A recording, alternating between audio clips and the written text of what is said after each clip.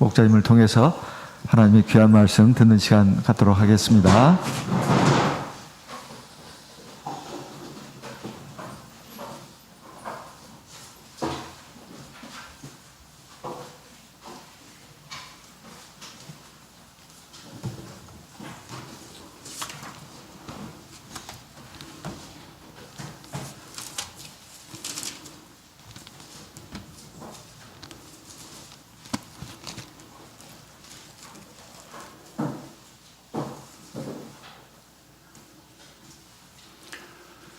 할렐루야. 예수 그리스도 이름으로 하나님 말씀 증거하겠습니다.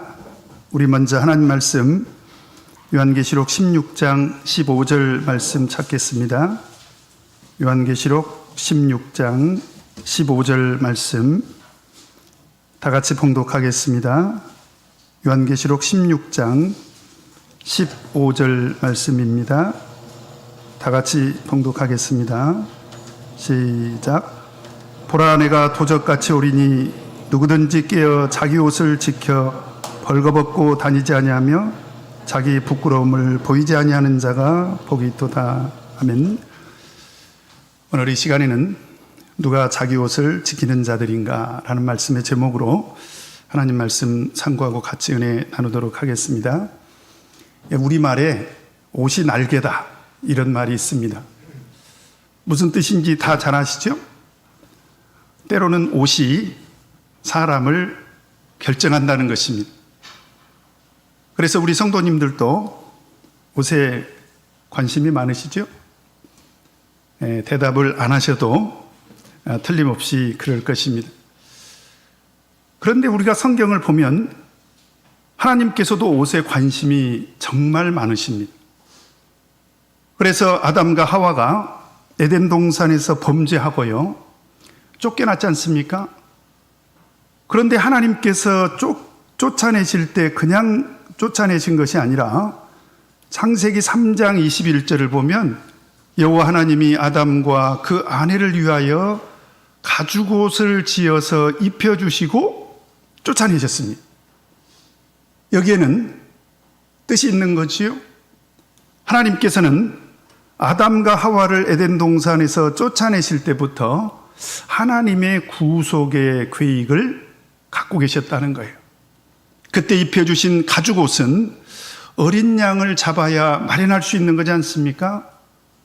그래서 예수 그리스도를 통한 하나님의 구속을 우리가 들여다보면 예수님은 세상에 오실 때 바로 어린 양으로 오신 거잖아요. 요한복음 1장 29절에 보면 세상 죄를 지고 가는 하나님의 어린 양이로다. 그러니까 이 옷은 하나님의 구속과 관계가 있다라고 하는 것을 우리가 알 수가 있습니다. 또 하나님께서 이스라엘 백성들을 애굽에서 이끌어서 광야를 거쳐서 가나안 땅으로 인도하셨지 않습니까? 바로 그 속에 하나님의 구속의 계획들이 많은 곳에서 드러나는데 그 중에 하나가 뭐냐면 하나님께서 이스라엘 백성들에게 성막을 만들라고 하시죠. 그리고 그 성막 안에서 제사를 드리는 제사장을 세우실 때 하나님께서 제일 먼저 언급하신 내용이 뭐냐면 옷을 마련하라는 거예요. 그래서 출애굽기 28장 3절 4절을 보면 너는 무릇 마음에 지혜 있는 자 곧 내가 지혜로운 영으로 채운 자들에게 말하여 아론의 옷을 지어 그를 거룩하게 하여 내게 제사장 직분을 행하게 하라. 제사장 직분을 행하게 하는데 4절에 보니까 하나님은 너무나도 친절하게도 옷을 구체적으로 명령을 하고 있습니다. 그들의 지을 옷은 이러하니 곧 흉패와 에봇과 겉옷과 반포 속옷과 관과 띠라. 그들이 내 영 아론과 그 아들들을 위하여 거룩한 옷을 지어 아론으로 내게 제사장 직분을 행하게 할지며. 하나님께서 제사장들을 세우실 때 제일 먼저 옷을 언급하셨을 뿐만 아니라 그 옷을 한 벌만이 아니라 여러 벌을 이렇게 명령을 하셨다는 것입니다. 그래서 옷을 제일 먼저 언급을 하셨다는 것은 이 옷과 구속이 관계가 있다는 거예요. 지금 계속 계시록을 통해서 제가 구원받은 우리 성도들의 신분에 대해서 반복해서 말씀을 드리고 있습니다. 계시록 5장 10절에 보면 저희로 우리 하나님 앞에서 나라와 제사장을 삼으셨으니 라고 되어 있지 않습니까? 그러니까 말세에 나타난 하나님의 구속 안에서 들여다본다면 우리 구원받은 성도들의 영적인 신분은 바로 제사장이 됐다. 그래서 우리가 입을 옷과 하나님의 구속은 절대적으로 관계가 있다라고 하는 것입니다. 그래서 예수님이 세상에 오셔서도 여러 가지 비유를 말씀을 하셨는데요. 그 비유 속에서도 옷 얘기를 참 많이 하십니다. 여러분 잘 아시는 누가복음 15장에 보면 탕자의 비유가 나오지 않습니까? 탕자의 비유. 그런데 그 탕자가 회개하고 아버지께 돌아오지요. 그 돌아온 아들을 위해서 아버지가 제일 먼저 하신 일이 뭐예요? 누가복음 15장 22절에 보니까 아버지는 종들에게 이르되 제일 좋은 옷을 내어다가 입히고 옷을 입혀줬다는 거예요. 사실은 여기에는 하나님의 구속의 메시지가 들어있는 거예요. 또 마태복음 22장에 보면 예수님께서 혼인잔치 비유를 말씀을 하시는데요. 22장 11절에서 13절을 보면 임금이 손을 보러 들어올새 거기서 예복을 입지 않은 한 사람을 발견합니다. 이건 비유 속에 등장하는 이야기인데요. 가로대 친구 여짜여 예복을 입지 않고 여기 들어왔느냐 하니 저가 유구무원이거늘 임금이 사환들에게 말하되 그 수족을 결박하여 바깥 어두움에 내어 던지라. 거기서 슬피 울며 이를 갈미 있으리라 하니라. 도대체 옷이 무엇이길래 옷 한 벌 입지 않았다고 내어 쫓으라고 했지 않습니까? 바로 이것은 하나님의 구속과 관계가 있다라고 하는 것입니다. 그래서 바울 사도는 갈라디아서 3장 27절에 누구든지 그리스도 합하여 세례를 받은 자는 그리스도로 옷 입었느니라. 그래서 이와 같이 성경에는 옷에 관한 이야기가 많이 등장하고요. 이제 더 이상 찾지 않겠습니다. 이것은 절대적으로 하나님의 구속과 관계가 있다라고 하는 것입니다. 그래서 다시 우리 계시록 16장 15절로 돌아와서 한 번 더 읽겠습니다.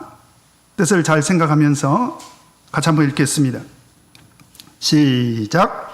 보라 내가 도적같이 오리니 누구든지 깨어 자기 옷을 지켜 벌거벗고 다니지 아니하며 자기의 부끄러움을 보이지 아니하는 자가 복이 있도다.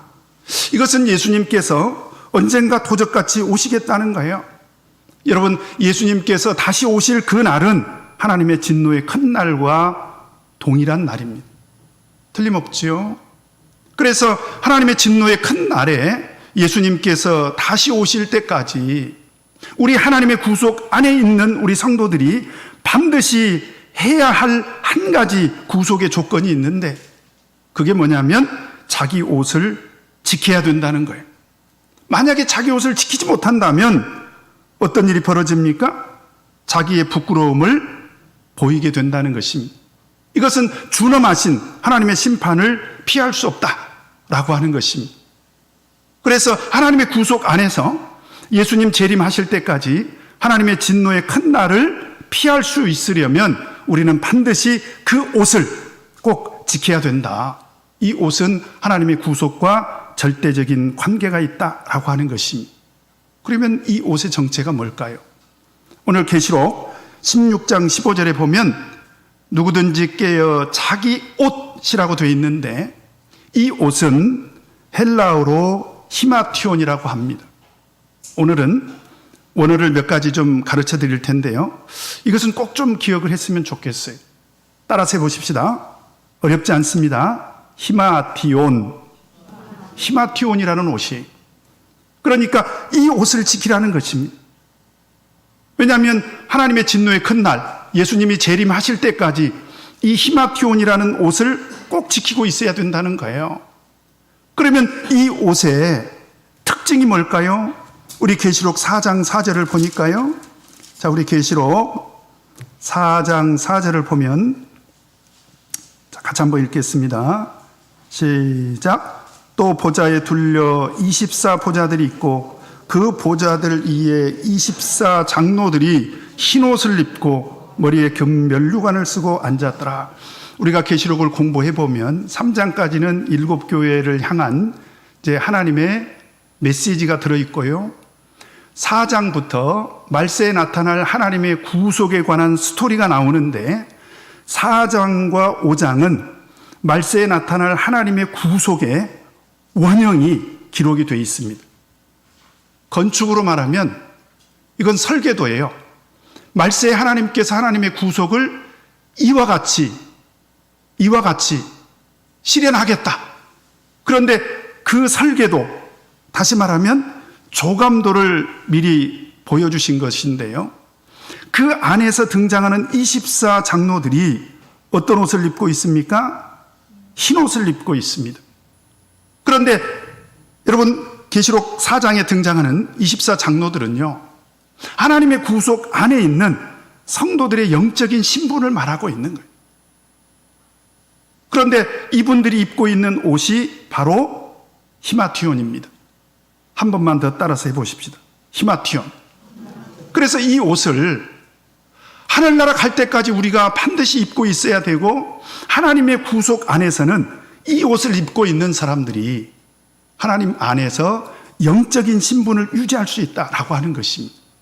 그런데 이 옷이 계시록 3장에서도 등장하는데요. 우리 계시록 3장 4절 5절 같이 한번 읽겠습니다. 계시록 3장 4절 5절 같이 한번 읽겠습니다. 시작.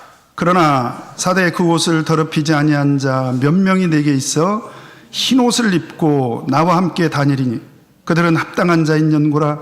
이기는 자는 이와 같이 흰 옷을 입을 것이요 내가 그 이름을 생명책에서 반드시 흐리지 아니하고 그 이름을 내 아버지 앞과 그 천사들 앞에서 시인하리라. 여기서도 흰 옷이 등장하죠. 동일하게 히마티온입니다. 그런데 놀랍게도 이 흰 옷이 무엇과 관계가 있냐면 생명책과 관계가 있다는 거예요. 여러분, 생명책의 이름이 기록이 되려면 이 히마티온이라고 하는 흰 옷을 입어야 되고 예수님 재림하시는 그날까지 반드시 이 옷을 간수해야 된다는 거예요. 왜 그럴까요? 정말 중요한 사실은요, 계시록 20장 15절에 보니까 누구든지 생명책에 기록되지 못한 자는 불못에 던지우더라.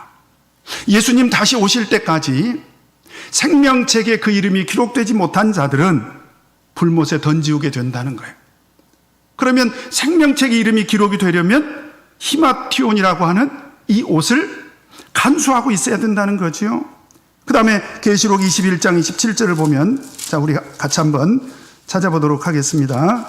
계시록 21장 27절.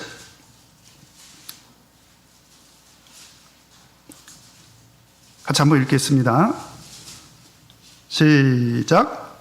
무엇이든지 속된 것이나 가증한 일 또는 거짓말하는 자는 결코 그리로 들어오지 못하되 오직 어린 양의 생명책에 기록된 자들 뿐이라. 오후 시간에 제가 거룩한 성 새 예루살렘에 대해서 마지막으로 말씀을 드리려고 하는데, 어떤 사람이 거룩한 성 새 예루살렘에 들어갈 수 있는가? 어린 양의 생명책에 그 이름이 기록된 자들만 들어간다는 것입니다. 이것은 절대적으로 하나님의 구속과 관계가 있다는 거예요. 그래서 우리는 생명책에 내 이름이 기록된 그 사실이 정말 중요하다는 것을 인식하고 신앙생활 하셔야 돼요. 그래서 바울 사도는 우리 빌립보 교회 성도들을 향해서 뭐라고 얘기를 했냐면, 빌립보서 4장 3절에도 보니까 또 참으로 나와 멍에를 같이 앉아 내게 구하노니 복음에 나와 함께 힘쓰던 저 부녀들을 돕고 또한 글레멘드와 그 이후에 나의 동역자들을 도우라. 그 이름들이 생명책에 있느니라. 구원받은 우리 성도들은 그 이름들이 다 생명책에 있다는 사실입니다. 누가복음 10장에 보면 예수님께서 70인의 제자들을 파송하시지 않습니까? 그런데 파송하실 때 어떤 권세를 줘서 파송을 하시냐면 귀신을 쫓아내는 권세를 주셔서 파송을 하십니다. 그래서 제자들이 나가서 전도하면서 예수 그리스도 이름을 의지해가지고 귀신을 쫓아내니까 귀신들이 나가는 거예요. 여러분, 얼마나 신기한 일입니까? 저도 목회하면서 대만에 가서도 경험했고, 제가 또 목회하면서 예수 그리스도 이름으로 명해서 귀신들이 나가는 것들을 저도 체험을 했습니다. 참 신기한 거지요. 그러니 그 70인의 제자들이 얼마나 흥분이 됐겠습니까? 누가복음 10장 17절에 보면 70인이 기뻐 돌아와 가로되 주여 주의 이름으로 귀신들도 우리에게 항복하더이다. 그런데 그 말을 듣고 예수님께서 어떤 반응을 보이시냐면 누가복음 10장 20절에 보니까 그러나 그랬습니다. 그러나 귀신들이 너희에게 항복하는 것으로 기뻐하지 말고. 그 신기한 거지요. 예수님께서 그들에게 권세를 주신 거 틀림없고요. 그래서 예수 그리스도 이름으로 귀신이 나간 거 틀림없지만 그것으로 기뻐하지 말고 뭐라고 말씀하십니까? 너희 이름이 하늘에 기록된 것으로 기뻐하라. 왜 예수님께서 이런 얘기를 하셨을까요? 바로 우리의 이름이 생명책에 기록된 것이 훨씬 더 중요하다라고 하는 것입니다. 자, 그러면 히마티오는 하나님의 구속의 원형 안에 있는 24장로들이 입고 있었고, 그리고 이 이름은 생명책에 반드시 이름이 기록되어 있어야 된다면 이 히마티온이라는 옷은 하나님께서 우리에게 언제 입혀주실까요? 이거 알아야 되는데 언제 입혀주셨을까요? 그렇습니다. 그래서 갈라디아서 3장 27절에 보면 누구든지 그리스도 합하여 세례를 받은 자는 그리스도로 옷 입었느니라. 그래서 세례가 하나님의 구속과 절대적인 관계가 있는 거예요. 우리가 세례를 받을 때 하나님께서 의의 옷을 우리에게 입혀주시는 것입니다. 그래서 로마서 6장 3절에 보면 무릇 그리스도 예수 합하여 세례를 받은 우리는 그의 죽으심과 합하여 세례 받은 줄을 알지 못하느냐. 로마서 6장에서는 특별히 세례의 영적인 의미를 계속 설명하고 있는데요. 6장 7절에 보면 이는 죽은 자가 죄에서 벗어나 의롭다 하심을 얻었음이니라. 그러니까 세례를 받는 것은 예수 그리스도와 더불어 우리가 장사한 되고 부활한 자가 되어서 새 생명을 얻고 하나님께서 우리에게 입혀주시는 그런 의의 옷을 입게 됐다는 것입니다. 그렇다면 이제 우리는 다 세례 받으셨지 않습니까? 그러면 하나님께서 우리에게 의의 옷을 입혀주셨죠. 그런데 지금부터 정신 차리고 잘 들으셔야 됩니다. 이 옷을 잘 간수를 해야 되는데 어떻게 간수해야 되는가? 다시 요한계시록 3장으로 돌아가서요. 자, 이 옷을 간수하실 때 우리가 정말 주의해야 되는 것이 있습니다. 3장 4절 5절 한번 더 읽겠습니다. 시작. 그러나 사대의 그 옷을 더럽히지 아니한 자 몇 명이 내게 있어 흰 옷을 입고 나와 함께 다니리니 그들은 합당한 자인 연고라. 이기는 자는 이와 같이 흰 옷을 입을 것이요 내가 그 이름을 생명책에서 반드시 흐리지 아니하고 그 이름을 내 아버지 앞과 그 천사들 앞에서 시인하리라. 우리가 예수 그리스도 이름으로 세례를 받고 히마티온이라는 옷을 입은 것은 틀림없지만 여기서 정말 우리가 주의해야 될 것은 뭐냐면 이 옷이 더러워져 버리면 안 된다는 거예요. 더럽히게 되면 합당한 자가 될 수가 없습니다. 예수 그리스도와 함께 동행할 수가 없어요. 그리고 그 생명책에 우리 이름이 흐리지 않고 반드시 기록이 되려면 우리는 이 옷을 더럽혀서는 안 된다는 것입니다. 그러면 이 옷이 더러워진다는 것은 무엇일까? 여러분, 바로 이것입니다. 믿음과 진리상에서 타락하지 않는 것입니다. 그래서 히브리서 6장 4절에서 6절을 보면 한 번 비침을 얻고 하늘의 은사를 맛보고 성령의 참여한 바 되고 하나님의 선한 말씀과 내세의 능력을 맛보고 그 다음에 타락한 자들은 다시 새롭게 하여 회개케 할 수 있습니까? 없습니까? 이건 회개할 방법이 없는 거예요. 여러분, 분명히 제가 말씀드립니다. 히마티오는 한 번 더러워져 버리면 회개할 수 있는 방법도 없어요. 그 이유가 무엇일까요? 예수님께서 우리에게 히마티온이라고 하는 의의 옷을 입혀주시기 위해서 십자가 위에서 달리셨습니다. 십자가가 어디로 가버려요? 여기 있네요. 십자가 위에서 달리셨는데 만약에 우리가 히마티온을 입고 난 뒤에 타락해버린다면 이건 회개할 수 있는 방법이 없다는 거예요. 그 이유가 어디 있습니까? 이는 자기가 하나님의 아들을 다시 십자가에 못 박아 현저히 욕을 보임이라. 만약에 우리가 의의 옷을 입고 이 옷이 더러워져 버린다면, 그러면 예수님 보고, 예수님 제 옷이 더러워졌는데 이거 어떻게 할 수가 없습니다. 옷 한 벌 다시 주세요. 그러면 그 옷을 마련하기 위해서 예수님이 다시 십자가를 지셔야 된다라고 하는 것입니다. 이해가 되십니까? 그래서 이 옷은 더러워져서는 안 돼요. 그러면 어떻게 해서 이 옷이 더러워질까요? 어떤 분들은 우리 참예수교에 들어와서 예수 그리스도 이름으로 세례를 받고 죄사함의 은혜를 입었음에도 불구하고 끊임없이 이런 얘기를 하시는 분들이 있어요. 이건 실제로 저도 들었습니다. 목사님, 꼭 세례 받아야 하늘나라 가요? 그런 분들이 있어요. 옷이 더러워지고 있는 거예요. 그러면서 심지어 뭐라고 얘기를 하냐면, 제 생각에는 뭐 세례 받는다고 그 물속에 한번 들어갔다 나온다고 어떻게 죄사함의 은혜가 임하냐는 거예요. 그런 얘기 제가 들었습니다. 그런 분하고 제가 진리 토론까지 했어요. 그런데 결국은 그 옷이 더러워져 버리니까 그런 분들은 참예수교회를 떠나고 말더라고요. 그러니까 세례에 죄사함의 은혜가 있느냐는 둥, 세례를 받아야 꼭 구원을 받겠다는 둥, 이런 생각을 하게 된다면 결국은 믿음과 진리상에서 타락해 버린 것입니다. 그것은 다시 새롭게 할 수가 없어요. 왜냐하면 그렇게 해서 타락해 버리면 예수님이 다시 한번 십자가를 지셔야 되지 않겠습니까?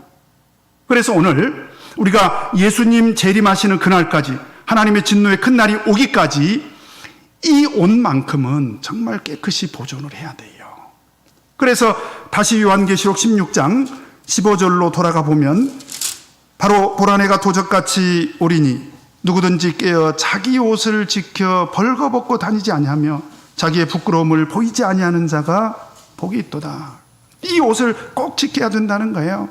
그래서 이 옷을 잘 지킬 수 있는 방법이 있습니다. 제가 계속 계시록 공부하는 동안에 말씀을 드렸지만, 우리 예수님께서 이 옷을 마련하기 위해서, 우리를 위해서 십자가 위에서 피 흘려 주셨다는 그 사실에 대해서 고마움을 느껴야 돼요.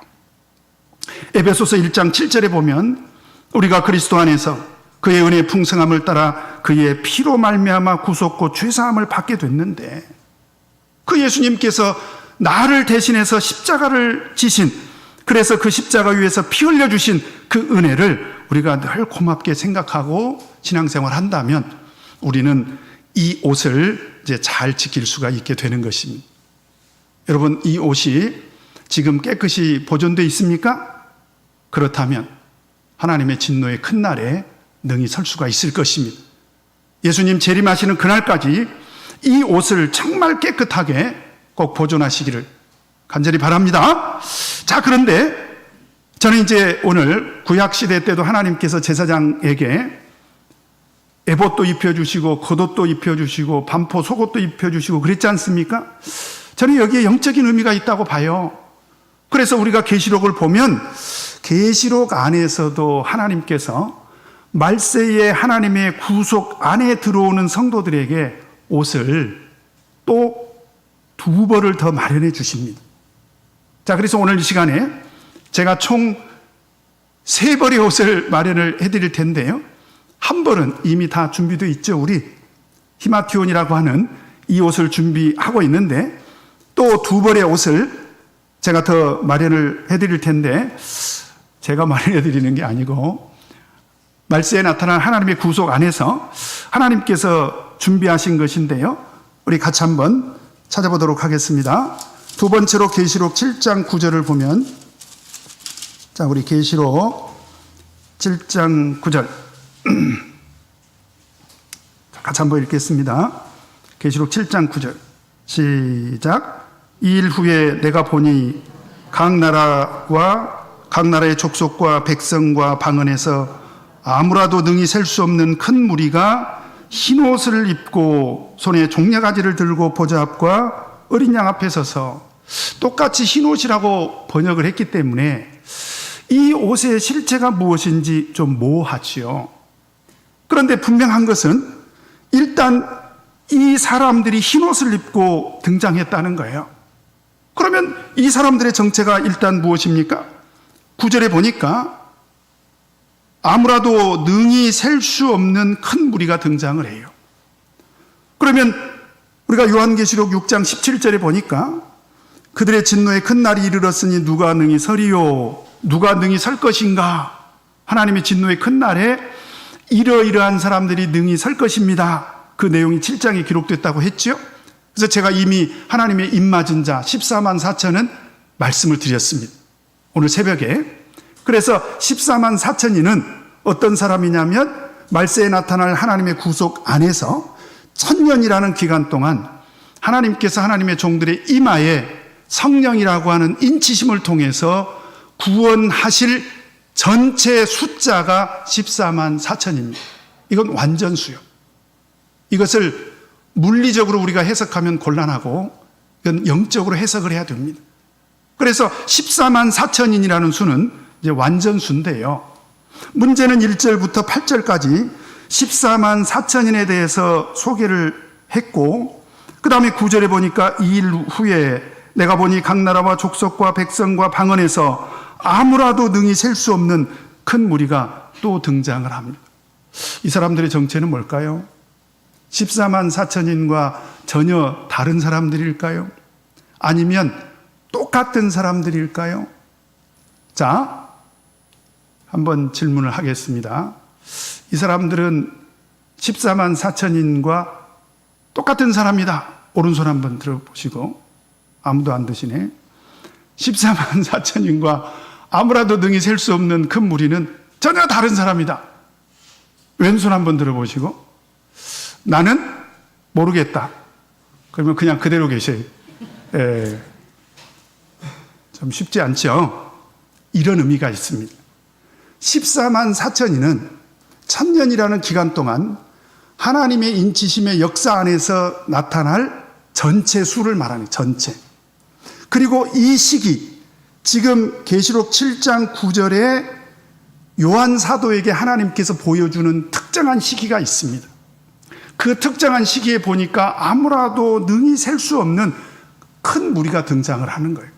이 사람들은 14만 4천인 안에 있는 큰 무리를 말하는 것입니다. 같다고 해도 틀리진 않지만 전체 수를 말하는 건 아니에요. 그러면 이 시기가 어떤 시기길래 14만 4천인 안에 이 사람들이 등장을 했을까요?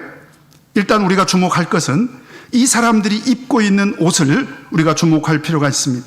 우리 7장 9절 한 번 더 읽겠습니다. 시작. 2일 후에 내가 보니 각 나라와 족속과 백성과 방언에서 아무라도 능히 셀 수 없는 큰 무리가 무엇을 입고 있습니까? 흰 옷을 입고 있습니다. 한글 성경으로는 흰 옷이라고 번역을 했지만 사실은 헬라어로는 이 옷은 히마티온이 아닙니다. 이건 스톨레예요. 자, 따라서 해보십시다. 스톨레. 어떤 분은 그게 그것이 아니냐. 그렇지 않습니다. 계시록을 보면 하나님께서 분명히 다른 옷으로 주신 거예요. 이 옷은 언제 주셨냐면 우리 요한계시록 6장 한번 보도록 하겠습니다. 6장 9절에서 11절 같이 한번 읽겠습니다. 시작. 다섯째 인을 떼실 때에 내가 보니 하나님의 말씀과 저희의 가진 증거를 인하여 죽임을 당한 영혼들이 제단 아래 있어 큰 소리로 불러 가로되 거룩하고 참되신 대주제여 땅에 거하는 자들을 심판하여 우리 피를 신원하여 주지 아니하시기를 어느 때까지 하시려나이까 하니 각각 저희에게 흰 두루마기를 주시며 가라사대 아직 잠시 동안 쉬되 저희 동무종들과 형제들도 자기처럼 죽임을 받아 그 수가 차기까지 하라 하시더라. 계시록을 공부했다면 이 다섯째 인이 우리 구원받은 성도들의 환난의 시기입니다. 이때 아주 극심한 환난을 겪게 돼요. 그런데 이때 하나님께서 흰 두루마기를 내주시지 않습니까? 한글 성경은 두루마기로 번역을 했는데 헬라어로는 이 옷이 스톨레입니다. 따라서 해보십시다. 스톨레. 이건 히마티온이 아니라는 거예요. 자, 그러면 다시 계시록 7장으로 돌아와서 이 사람들이 어떤 사람들이냐? 7장 13절 14절 같이 한번 읽겠습니다. 시작. 장로 중에 하나가 응답하여 내게 이르되 이 흰 옷 입은 자들이 누구며 또 어디서 왔느뇨?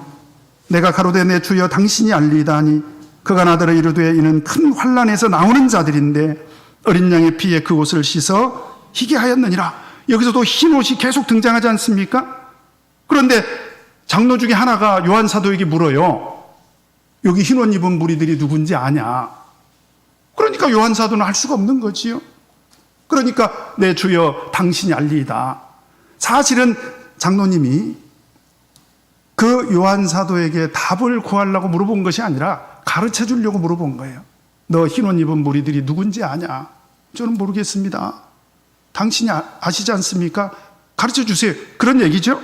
그러니까 장로님이 답을 가르쳐 주시는데 14절 한 번만 더 읽겠습니다. 시작. 내가 가로되 내 주여 당신이 알리다 하니 그가 나더러 이르되 이는 큰 환난에서 나오는 자들인데 어린 양의 피에 그 옷을 씻어 희게 하였느니라. 이 사람들의 정체가 뭐냐 이 말이죠. 이 흰 옷은 전부 스톨레입니다. 계시록 6장에서 등장하는 그 옷도 두루마기가 스톨레고 계시록 7장 9절에 나오는 이 흰 옷도 스톨레고 7장 13절 14절에 나오는 이 옷도 스톨레입니다. 그러면 어떤 사람들에게 하나님께서 이 스톨레를 입혀주셨는가? 14절에 보니까 이는 큰 환난에서 나오는 자들이다 라고 하는 것입니다. 여러분, 말세 하나님의 구속 안에 들어온 성도들이 히마티온을 입고 난 뒤에 어떤 일이 벌어집니까? 바울 사도가 사도행전 14장 22절에 이런 말씀을 했습니다. 우리가 하나님의 나라에 들어가려면 많은 환난을 겪어야 할 것이니라. 우리가 환난을 겪게 되는 거예요. 그런데 그 환난 가운데 나오는 자들에게 하나님께서 이 스톨레라고 하는 이 옷을 입혀주신다는 것입니다. 자, 그런데 히마티온과 스톨레에 한 가지 차이점이 있어요. 그게 뭐냐면 히마티온은 더러워져 버리면 빨 수가 없어. 왜냐하면 이 의의 옷을 입혀주시기 위해서 예수님이 십자가를 지셨는데 이거 더러워져 버리면 타락하면 어떻게 예수님 보고 다시 십자가 치라고 할 수가 없지 않습니까? 그런데 환난의 때에 입혀주시는 이 옷은 계속 빨아야 됩니다. 우리 계시록 22장 14절 한번 보도록 하겠습니다. 요한계시록 22장 14절 같이 한번 읽겠습니다. 계시록 22장 14절 같이 읽겠습니다. 시작. 그 두루마기를 빠는 자들은 복이 있으니 이는 저희가 생명나무에 나아가며 문들을 통하여 성에 들어갈 권세를 얻으려 함이로다. 여기서 보니까 두루마기를 빨아야 된다는 거예요. 여기도 한글 성경은 두루마기라고 번역을 했지만 사실은 헬라어로는 스톨레입니다. 따라서 해보십시오. 스톨레. 이 옷은 빨아야 된다는 거예요. 계속 더러워질 수 있다는 것입니다. 왜 그럴까요? 한번 생각해 보세요. 우리가 너무나도 잘 압니다. 우리가 하나님 나라에 들어가기 위해서 예수 그리스도 이름으로 세례를 받고 죄사함을 얻었지만 예수 그리스도 이름으로 세례를 받고 죄사함의 은혜를 입었을지라도 우리가 하늘나라 가는 그날까지 많은 환난을 겪게 되는데, 예를 들어서 코로나19라고 하는 환난을 우리가 만나게 되지 않습니까? 그런데 우리가 양심적으로 우리 신앙생활이 어때요? 많이 더러워집니다. 그럴 때마다 우리는 이 옷을 빨아야 돼요. 그래서 환난의 시기에는 어쩔 수 없이 우리는 옷을 빨아야 되는데 어디 가서 빨아야 될까요? 이거 정말 중요한 것입니다. 어디 가서 빨아야 될까요? 동네 세탁소에 가면 빨 수가 없습니다. 반드시 어디로 오셔야 되냐면 7장 14절에 어디로 오셔야 됩니까? 우리 7장 14절 같이 읽겠습니다. 시작. 내가 가로되 내 주여 당신이 알리이다 하니 그가 나더러 이르되 이는 큰 환난에서 나오는 자들인데 어디에? 어린 양 세탁소에 오셔야 된다. 어린 양의 피에 그 옷을 씻어 희게 하였느니라. 바로 우리가 예수 그리스도의 이름으로 세례를 받을 때 그 보혈의 공로로 히마티온이라고 하는 옷을 입게 됐듯이 이 스톨레라는 옷도 환난의 날에 우리가 그 환난을 겪으면서 우리가 짓게 되는 모든 죄는 어린 양 세탁소에 와서 예수 그리스도의 보혈의 공로 앞에 와가지고 회개하고 용서를 받아야 된다는 거예요. 바로 그것을 말하고 있는 것입니다. 그래서 히마티오는 한 번 더러워지면 절대로 빨 수가 없다. 그러나 스톨레는 어디에 가서 맡겨야 된다? 어린 양 세탁소. 그래서 그의 피로 깨끗함을 입어야 된다. 그래서 예수 그리스도의 십자가 앞에 와서 우리가 환난의 날에 우리가 믿음이 부족해서 하나님 앞에 지게 되는 이런 크고 작은 죄들은 하나님 앞에 와서 회개하고 용서를 구할 때 하나님께서 그 보혈의 공로로 다시 우리 죄를 용서해 주시는 것입니다. 바로 그게 두 번째 옷, 스톨레죠. 이것도 역시 예수님 재림하시는 그날까지 우리가 꼭 이 옷을 계속 빨아야 돼요. 그 다음에 또 한 벌 소개해 드리겠습니다. 우리 계시록 19장 7절에서 9절을 보면 자, 세 번째 옷이 등장하는데요. 자, 요한계시록 19장 7절에서 9절 같이 한번 읽겠습니다. 시작. 우리가 즐거워하고 크게 기뻐하여 그에게 영광을 돌리세. 어린 양의 혼인 계약이 이르렀고 그 아내가 예비하였으니 그에게 허락하사 빛나고 깨끗한 세마포를 입게 하셨은즉 이 세마포는 성도들의 옳은 행실이로다 하더라. 천사가 내게 말하기를 기록하라. 어린 양의 혼인잔치에 청함을 입은 자들이 복이 있도다 하고 또 내게 말하되 이것은 하나님의 참되신 말씀이라 하기로. 여기서 또 한 가지 옷이 등장하는데요. 8절에 보니까 빛나고 깨끗한 세마포가 등장을 합니다. 이 세마포는 히마티온도 아니고 스톨레도 아니고 이 옷은 비시노스입니다. 헬라어로. 따라서 해보십시다. 우리가 비페 그러잖아요. 비. 그래서 비시노스입니다. 따라서 해보십시다. 비시노스. 이거 세 가지는 헬라어로 꼭 좀 기억을 해 두십시다. 의의 옷은 히마티온, 환란의 옷은 스톨레, 그 다음에 세 번째로 비시노스입니다. 그런데 여러분, 이 비시노스는 어린 양의 혼인잔치에 우리가 초대를 받으면 우리가 꼭 입고 가야 할 예복입니다. 마태복음 22장에서 예복을 입지 않아서 쫓겨난 사람이 있었잖아요. 그래서 언젠가 우리가 어린 양의 혼인잔치에 초대를 받아서 꼭 참석을 하게 될 텐데, 참석을 해야 되겠지요? 네. 그런데 그때 우리가 어린 양의 혼인잔치에 꼭 입고 가야 할 예복이 있다는 거예요. 그게 바로 빛나고 깨끗한 세마포요. 이게 비시노스라는 거예요. 그런데 너무나도 친절하게도 이 비시노스의 영적인 의미를 19장 8절에 뭐라고 설명하고 있습니까? 같이 읽겠습니다. 시작. 그에게 허락하사 빛나고 깨끗한 세마포를 입게 하셨은즉 이 세마포는 성도들의 옳은 행실이로다 하더라. 이 옷은 어떤 옷이라는 거예요? 우리 성도들의 옳은 행실이라는 거예요. 옳은 행실. 여러분 이거 아십니까? 이제 예수님이 재림하시잖아요. 그러면 심판을 하시죠. 그럴 때 심판하실 때 예수님께서 책을 딱 보시고 생명책에 그 이름이 있는가 먼저 보십니다. 근데 그렇게 해서 심판이 끝나는 게 아니라 사실 우리가 계시록 20장을 보면 또 한 권의 책이 있습니다. 우리 계시록 20장 12절 같이 읽겠습니다. 시작. 또 내가 보니 죽은 자들이 물온대소하고 그 보좌 앞에 섰는데 책들이 펴있고 복수지요.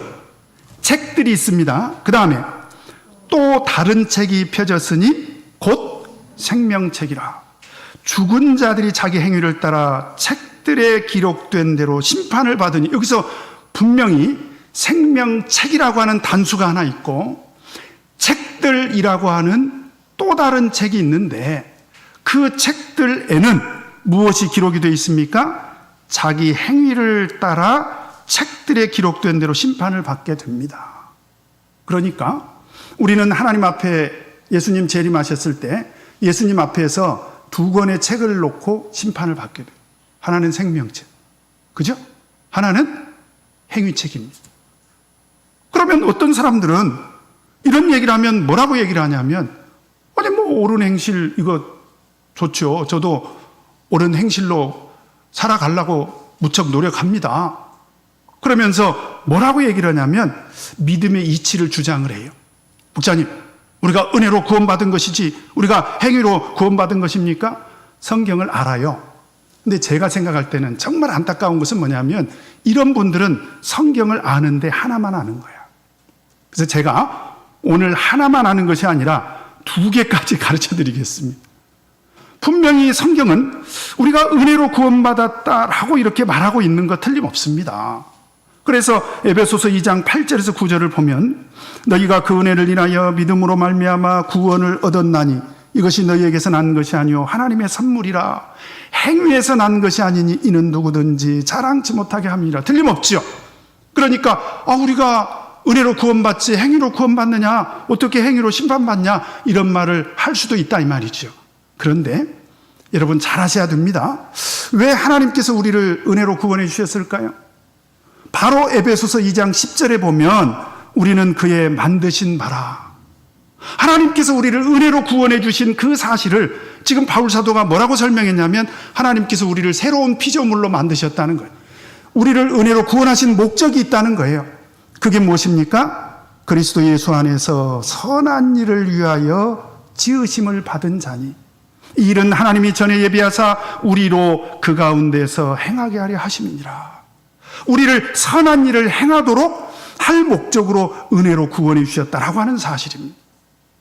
또 디도서 3장 5절에도 보면 하나님께서 우리를 구원하시되 우리의 행한 바 의로운 행위로 말미암지 않냐. 우리 행위로 우리를 구원해 주신 것 아니지요? 그런데 우리를 은혜로 구원해 주신 목적을 뭐라고 설명하고 있습니까? 디도서 3장 8절에 보니까 이 말이 미쁘도다. 원컨대 내가 이 여러 것에 대하여 굳세게 말하라. 이는 하나님을 믿는 자들로 하여금 조심하여 선한 일을 힘쓰게 하려 함이라. 이것은 아름다우며 사람들에게 유익함이라. 그러니까 이와 같이 하나님께서 우리를 예수 그리스도의 십자가의 구속, 다시 말하면 하나님의 은혜로 구원하신 분명한 목적이 있다는 거예요. 바로 그것이 무엇입니까? 선한 행실을 위해서 우리를 구원해 주셨다라고 하는 것입니다. 결론 내려보도록 하겠습니다. 여러분, 우리를 행위로 구원하신 건 아니지만 만약에 우리가 구원받은 성도로서 옳은 행실이 없다면 비시노스가 없는 거예요. 틀림없죠? 그러면 어린 양의 혼인잔치에 들어갈 수가 없습니다. 왜 그렇게 됐을까요? 야고보서에서 그 답을 이렇게 말하고 있습니다. 야고보서 2장 17절에 보니까 이와 같이 행함이 없는 믿음은 그 자체가 죽은 것이라. 옳은 행실이 없는 사람은요, 그 믿음 자체가 죽은 거라는 거예요. 그래서 예수님 재림하시는 그날까지 우리가 비시노스라고 하는 이 옷을 잘 지키려면 우리는 살아있는 믿음 생활을 해야 되는데 바로 그 살아있는 믿음 생활의 증거가 뭐냐? 옳은 행실이라는 거예요.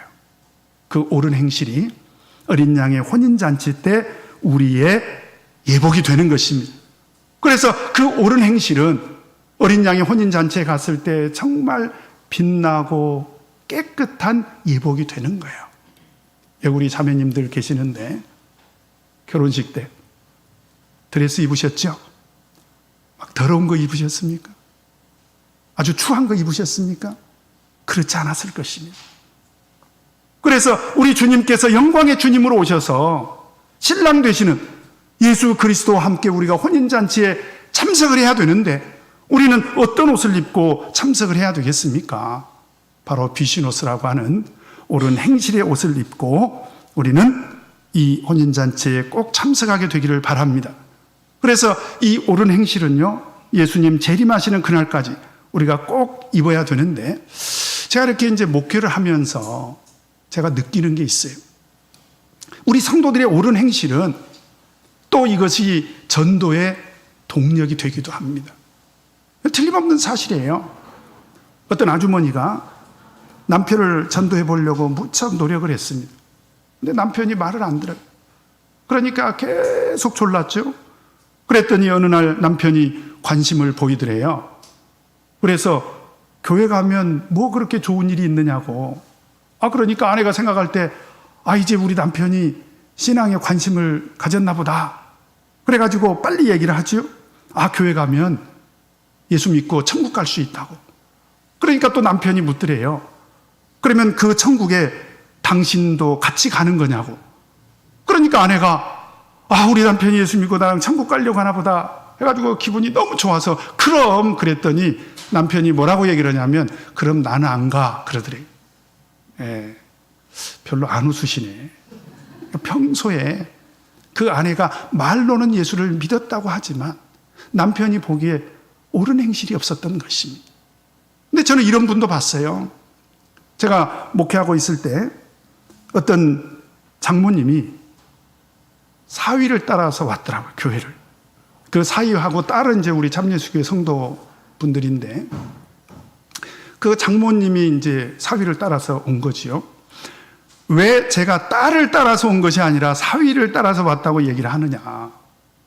이제 그 딸이 참예수교회 다니고 그래서 그 사위와 이제 결혼을 하게 됐는데 물론 그 자매님의 부모님은 신앙생활을 안 하시던 분들입니다.